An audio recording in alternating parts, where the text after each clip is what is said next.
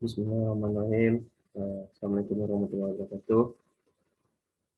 Baiklah, di sini saya dan kelompok saya eh, akan menjelaskan tentang desain baja lanjut ya, itu CBF dan IBF. Yang beranggotakan kelompok yang pertama itu Muhammad Aufal Lisanda Putra, di Elvi Wulansari, dan Muhammad Iqbal Aliza. Nah, pada kali ini yang pertama tuh ada pokok pembahasan. Yang pokok pembahasan yang pertama itu adalah CBF, si concentric concentrically based frame. Nah, yang pertama itu ada pendahuluan dan design balok dan kolom CBF. Yang kedua ada IBF, pokok pembahasan kita, yaitu eccentrically based frame.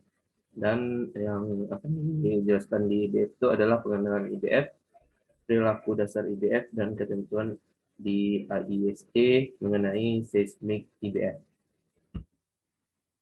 Yang pertama ini, CBF ini akan dijelaskan oleh saya sendiri, yaitu Muhammad Irfan Aliza. Yang selanjutnya, IBF dan pokok pembahasan yang lain akan dijelaskan oleh teman-teman saya. CBF yaitu concentrically based frame. Yang pertama itu ada pendahuluan.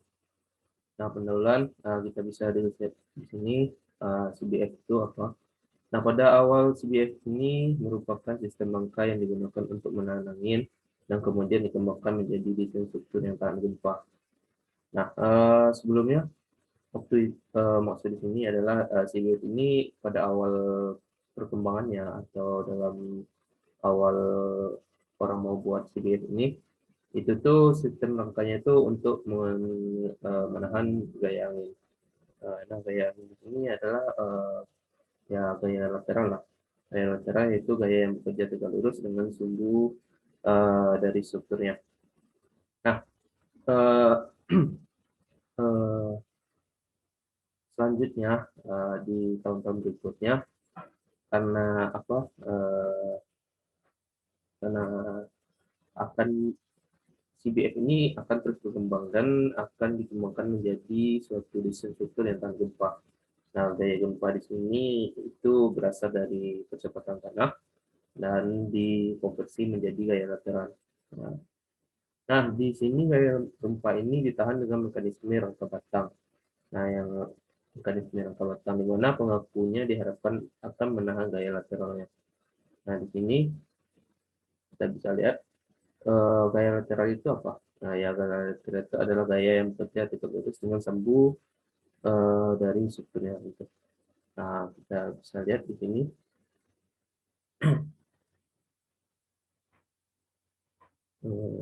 Kita contohkan untuk ya.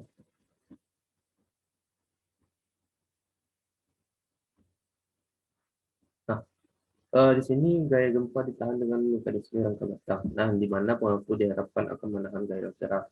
Nah, gaya lateral di sini kita misalkan ada gaya lateral ke kanan. Nah, di sini nih kita bisa lihat di sini penambahan pengaku akan meningkatkan kekuatan elastik suatu portal. Nah, namun ductility struktur menjadi berkurang dibandingkan sistem MLFS dan EBFS. Nah, di sini kalau kita beri suatu gaya lateral ke kanan, respon strukturnya akan menjadi seperti ini.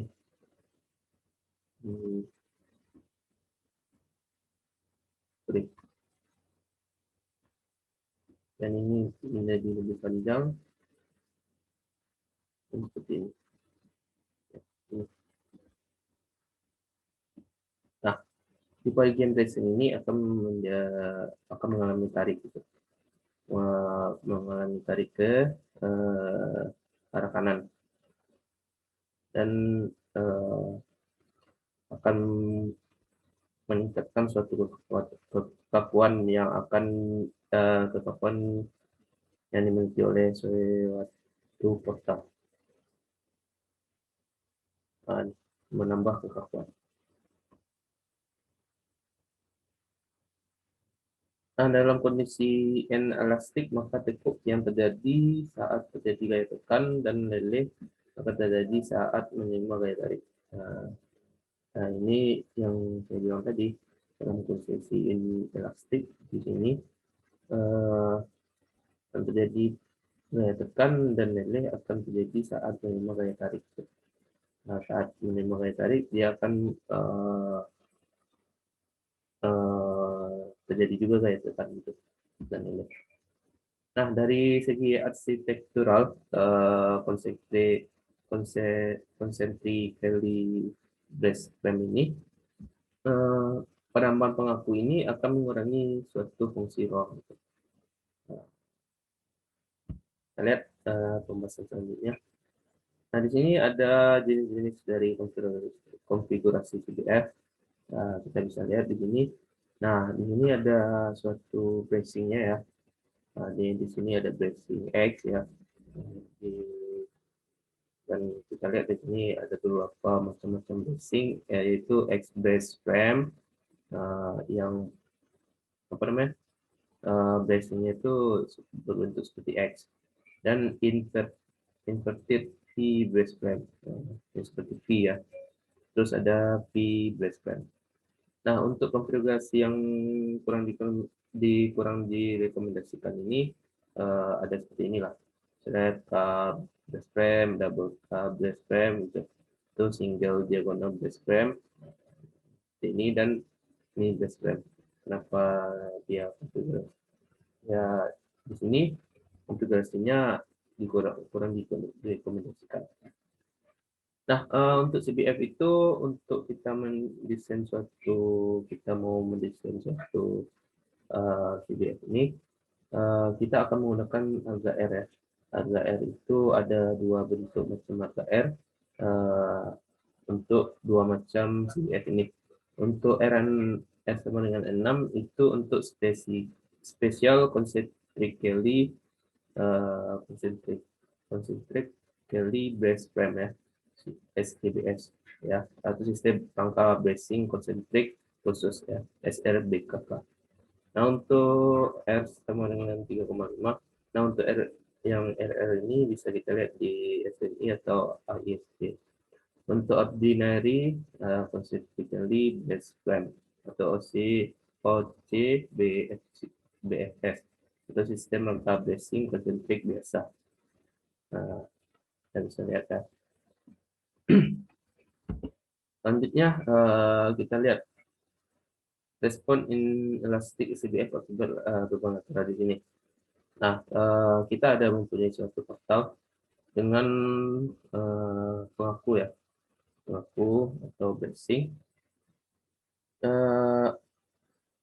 Bracing di sini kita lihat di sini. Ini dia bracing yang warna merah ini. Oke. Nah, kita lihat di sini kita akan memberikan suatu gaya lateral ya, lateral sebelah kanan.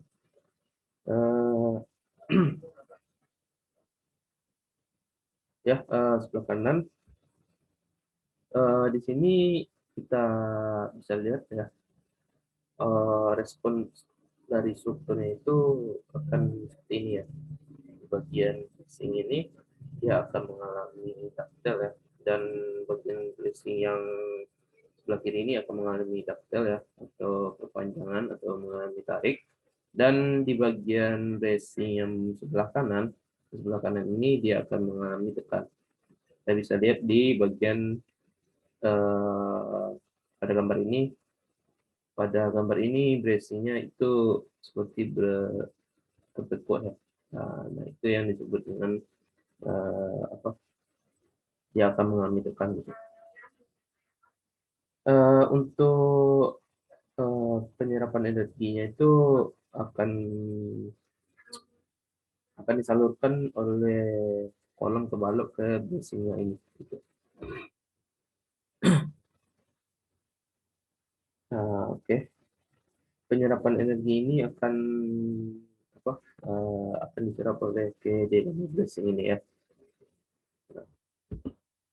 Lihat selanjutnya. Filosofi pada desain CBF ini. Nah, pada CBF ini didesain harus mampu menerima kekuatan ya, menerima kekuatan dan menerima respon dari struktur. Nah, diharapkan kalau kita mendesain suatu CBF ya, concentrically brace frame, didesain harus mampu menerima kekuatan dan menerima respon dari struktur yang ada gitu. Nah, jadi dia harus tahan akan gempa ya. Respon dari struktur yang itu kita misalnya kita desain harus tahan gempa gitu. Nah, yang kedua, desain diagonal bracing didesain kuat terhadap tekan dan tarik. Karena dia ketika kita kasih suatu beban ya, beban lateral, respon strukturnya itu akan mengalami tekan dan tarik. Jadi diagonal bracing yang bagian yang saya jelaskan tadi, dia harus didesain kuat terhadap tekan dan tarik. Nah, yang ketiga, CBF ini harus memastikan bahwa deformasi plastis hanya terjadi pada diagonal bracing saja, supaya kolom dan balok tidak mengalami kerusakan yang besar. Nah, kalau deformasi plastis ini kita pastikan hanya terjadi di diagonal bracing saja. Karena kalau terjadi di kolom dan balok, strukturnya akan mengalami kerusakan yang besar. Yang nantinya itu maksudnya kalaupun terjadi rusak berat di bracing itu, kita hanya bisa hanya ganti yang bracingnya aja gitu. Nah, yang keempat itu jika terjadi buckling ya. Buckling diharapkan efek distribusi energinya ke balok dan kolom tidak terlalu besar gitu. Karena yang distribusi energi itu ya di diagonal bracing-nya kita. Dan kita harus juga memperhatikan faktor kelangsingan dan tekuk lokalnya. Selanjutnya ada konsep desain CBF. Konsep desain CBF ini balok, kolom, dan bracing itu direncanakan untuk membentuk vertical truss yang mampu menahan beban gempa lateral melalui truss action. CBF mengembangkan ductilitas melalui aksi pelelehan atau inelastic action pada bracing. Bracing menjadi bagian terlemah pada struktur ya. Base-nya ini menjadi bagian yang terlemah, yang bagian di portal yang seperti ini contoh. Nah, bracing yang ini akan menjadi bagian yang terlemah ya, bagian yang terlemah. Di mana bracing akan leleh pada saat tertarik dan akan tertekuk atau buckle saat tertekan ya. Yang seperti yang saya jelaskan tadi. Ketika kita kasih gaya lateral, kalau dia 2 di sini, dia akan tertekan satu ya. Tertekan seperti gambar yang tadi. Untuk kelebihan dan kekurangan CBF itu, kelebihannya CBF ini mempunyai kekuatan elastik yang sangat tinggi gitu ya. Dan kekurangannya ya CBF ini mempunyai ductilitas yang kurang baik dibandingkan sistem MRF, IBF, dan BRBF.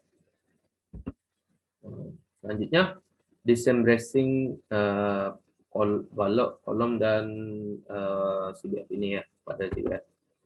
Nah, untuk detail desainnya itu kita harus memeriksa kelangsungannya.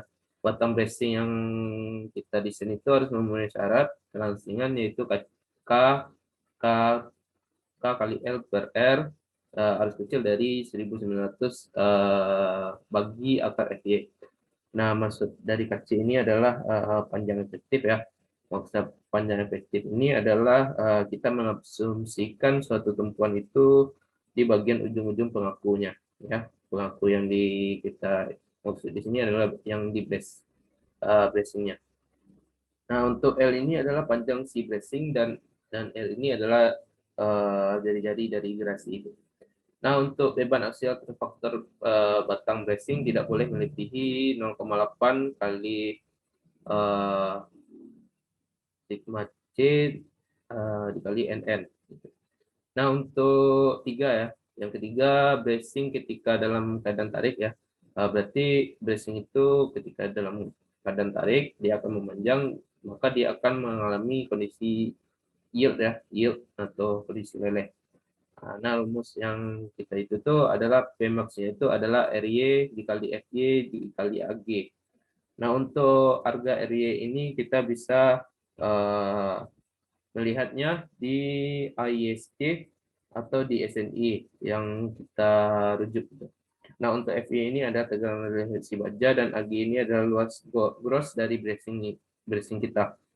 Nah, untuk bracing ketika dalam keadaan tekan yang seperti saya jelaskan tadi, Pmax-nya itu adalah 1,1 dikali RY dikali PN, di mana PN itu adalah AG dikali FCR, ya, R.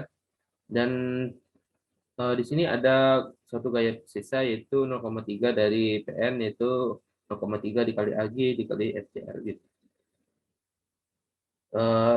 Selanjutnya, di bracing ini juga kita mencek ada bending moment ketika bracing ya. Nah, dalam keadaan tekan itu karena dia double moment ya. Nah, dia akan mengalami bending moment. Nah, untuk Mmax-nya itu adalah 1,1 dikali RY dikali FY dikali Z brace. Z brace ini adalah kondisi di mana kondisi plastik suatu penampang. Dan faktor 1,1 ini kita dapatkan di ketentuan ya, di ketentuannya. Selanjutnya ada konsep dasar desain kolom dan balok ya. Nah, untuk kolom dan balok ini ya sama saja sama bracing rumusnya.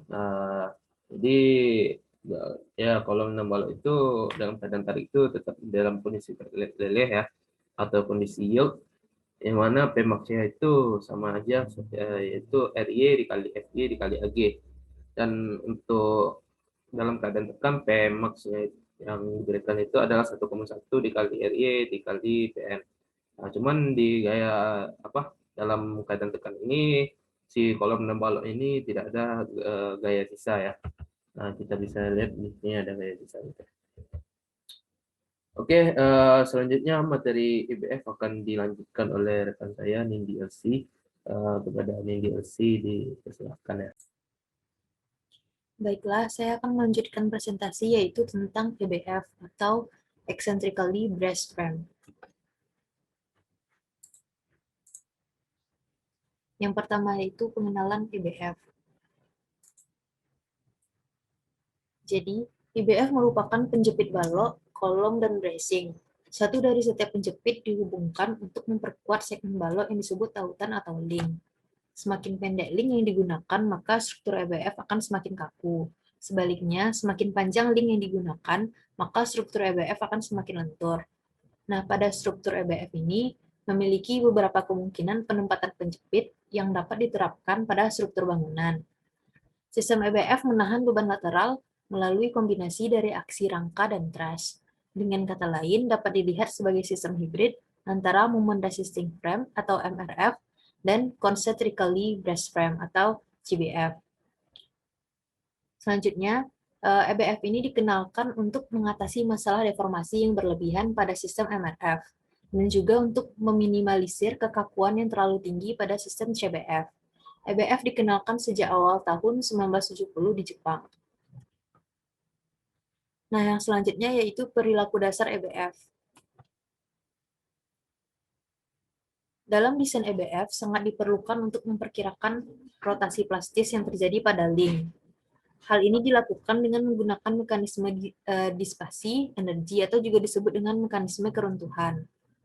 Rasio terhadap ketebalan sayap dan badan dari penampang baja untuk balok link juga sangat mempengaruhi rotasi inelastik yang dihasilkan. Semakin pendek link, maka semakin besar pengaruh gaya geser terhadap perilaku inelastik. Pelelehan geser terjadi seragam sepanjang link. Nah, untuk link yang sangat pendek, gaya geser link mencapai kapasitas geser plastis sebelum momen ujung mencapai momen plastis. Dan link akibat geser membentuk sebuah sendi geser. Link geser mempunyai sifat sangat ductile dengan kapasitas inelastik yang melebihi kapasitas geser badan, sehingga kegagalan buckling terjadi pada web. Nah, untuk mencari kapasitas geser plastis digunakan rumus VP sama dengan 0,6 FY dikali D dikurang 2 TF dikali TW. Kemudian untuk kapasitas momen lentur plastis digunakan rumus MP sama dengan Z FY. Kemudian untuk panjang link E sama dengan 2M per V. Lalu rumus untuk pada saat leleh atau dalam kondisi maksimum yaitu V sama dengan VP dan M sama dengan MP. Sehingga panjang link dapat kita cari dengan menggunakan rumus E sama dengan 2MP per VP. Nah, selanjutnya yaitu ketentuan ASC mengenai seismik EBF. Yang pertama yaitu balok link. Jadi, balok link atau link beam ini merupakan sebuah elemen struktur yang direncanakan untuk berperilaku inelastis, serta mampu untuk berdeformasi plastis yang besar pada saat terjadi beban lateral. Nah, pada bagian link ini berfungsi untuk menyerap energi pada saat terjadi beban lateral atau pada saat terjadi gempa. Kemudian pada sistem struktur EBF ini, kekakuan lateralnya merupakan fungsi dari perbandingan antara panjang link dengan panjang elemen balok. Jika panjang elemen link lebih pendek, maka struktur portal menjadi lebih kaku, mendekati kekakuan struktur pada CBF. Dan jika panjang link lebih panjang, maka kekakuan struktur portal EBF mendekati kekakuan struktur MRF. Nah, pada struktur EBF ini, elemen struktur di luar link direncanakan untuk berperilaku elastis. Sedangkan bagian link direncanakan untuk dapat berdeformasi inelastis pada saat terjadi beban lateral atau gempa. Selanjutnya yaitu sudut rotasi link. Nah, sudut rotasi link ini untuk memperkirakan rotasi plastis yang terjadi pada link. Sangat dibutuhkan dalam desain sistem EBF. Yang dilakukan dengan menggunakan mekanisme keruntuhan, yaitu dengan mengasumsikan perilaku plastis kaku dari setiap elemen pada sistem EBF. Berikut gambarnya. Nah, selanjutnya, rasio terhadap ketebalan flank atau sayap dan web atau badan dari penampang baja untuk balok link juga sangat mempengaruhi rotasi inelastik yang dihasilkan. Sudut rotasi link ini merupakan sudut inelastik antara link dan balok luar link apabila total arah lantai sama dengan arah lantai desain. Nah, sudut rotasi link ini diatur dalam ANSI ASC 341-10 yang tidak lebih dari yang pertama untuk link dengan panjang 1,6 MP per VP atau kurang dari yang bernilai 0,08 radian. Kemudian untuk link dengan panjang 2,6 MP per VP atau lebih besar, yaitu 0,02 radian. Selanjutnya yaitu brace pada link. Nah, brace harus ada pada kedua sisi atas dan bawah pada ujung sayap link untuk profil I, serta memiliki kekuatan dan kekakuan yang dibutuhkan untuk lokasi sendi plastis. Brace khusus harus ditempatkan berdekatan dengan lokasi sendi plastis yang diharapkan. Pengaku EBF juga harus memenuhi persyaratan berikut. Yang pertama, kedua sayap balok harus berpengaku terhadap lateral atau bagian penampang melintang harus berpengaku terhadap torsi. Nah, selanjutnya, kekuatan pada pengaku terhadap lateral dari masing-masing sayap berdekatan dengan sendi plastis, yaitu PU-nya sama dengan 0,06 dikali RY, FY, Z per H0. Dengan H0 tersebut yaitu jarak antara sayap pada profil. Selanjutnya, kekuatan pada pengaku terhadap torsi yang berdekatan dengan sendi plastis, yaitu dapat dicari dengan menggunakan rumus MU sama dengan 0,06 RY dikali FY dikali Z.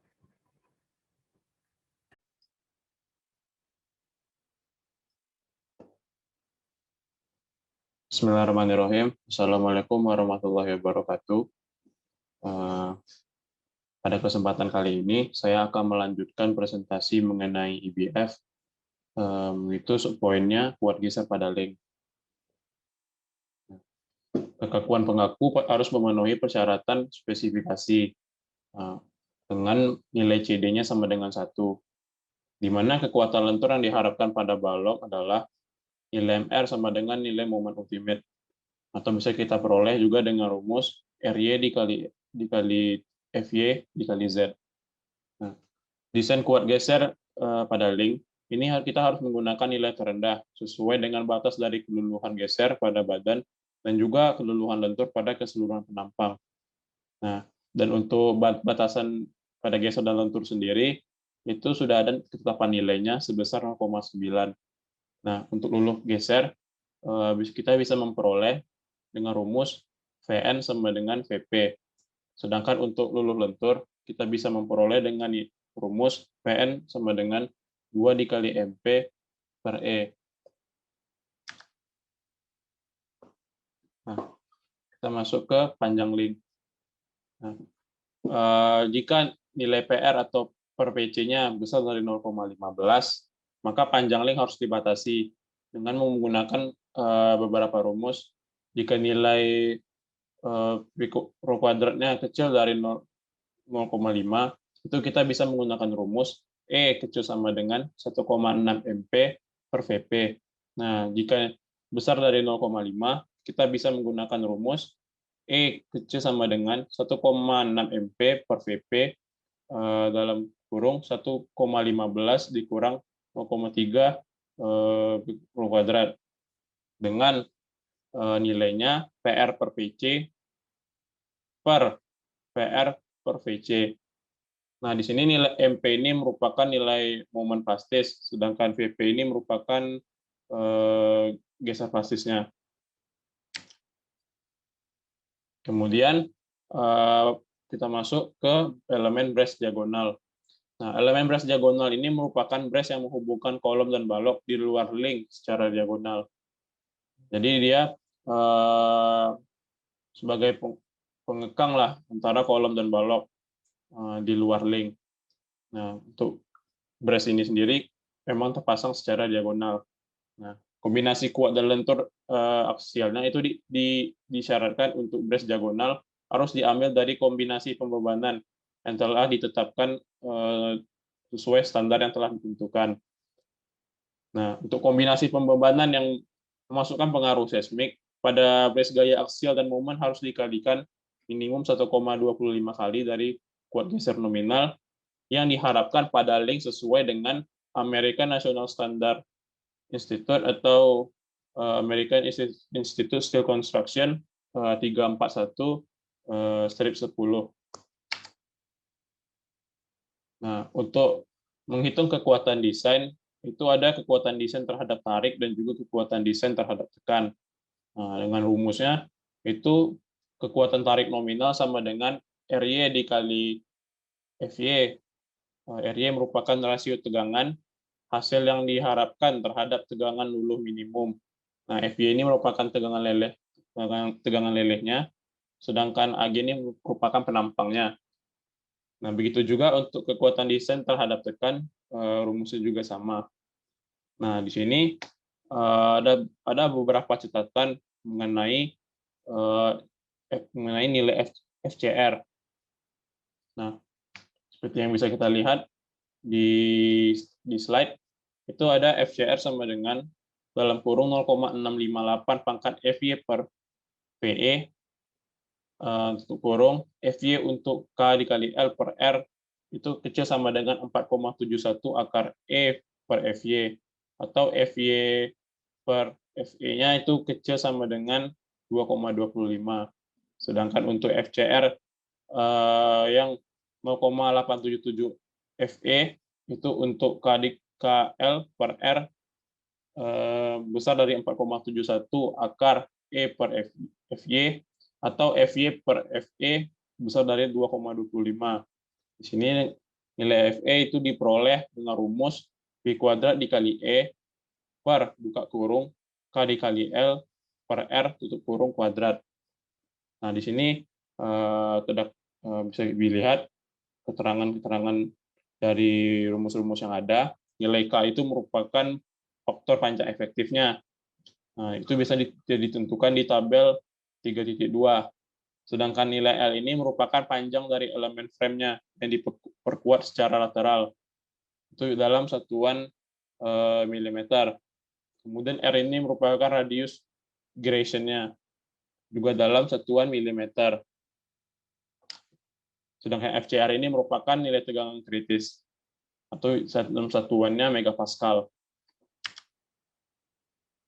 Nah, untuk faktor ketahanan terhadap tekan dan tarik, baik pada kolom, balok maupun brace, sesuai peraturan ANSI atau AISC, itu nilainya sebesar 0,9, baik itu ketahanan terhadap tekan maupun ketahanan terhadap tarik. Kemudian untuk elemen balok, kekuatan gesernya itu harus lebih besar atau sama dengan kekuatan geser maksimumnya. Dengan menggunakan rumus, kekuatan geser nominal sama dengan 0,6 dikali tegangan leleh, dikali luas badan profil, dikali koefisien geser badan profilnya. Nah, di sini untuk badan profil I sesuai dengan ketentuan H/TW kecil sama dengan 2,24 akar E per FY tadi, maka nilai CV dan PV-nya itu kita ambil sebesar 1.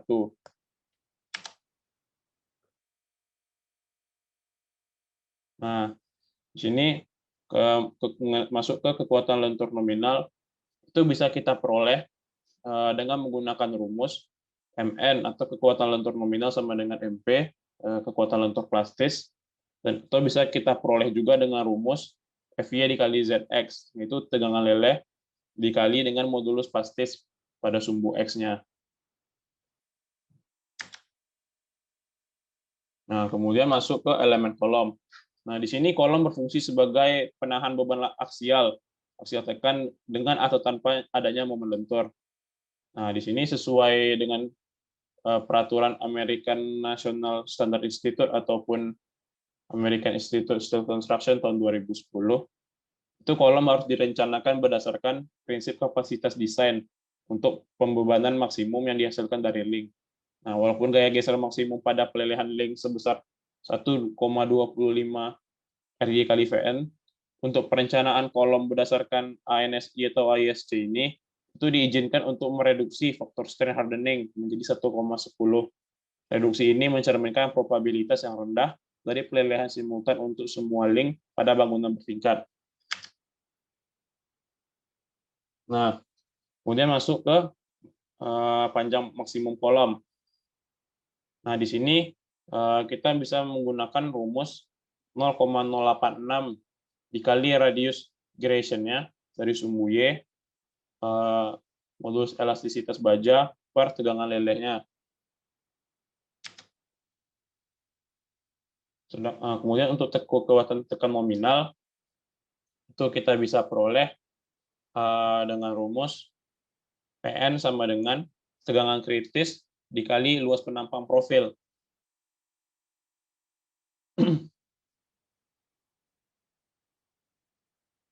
Nah, di sini ada tetapan rasio aksial kecil sama dengan 1 sesuai peraturan ANSI atau AISC. Terdapat beberapa ketetapan nilai faktornya, seperti PC tadi itu nilainya sebesar 0,75. Bisa kita lihat di sini.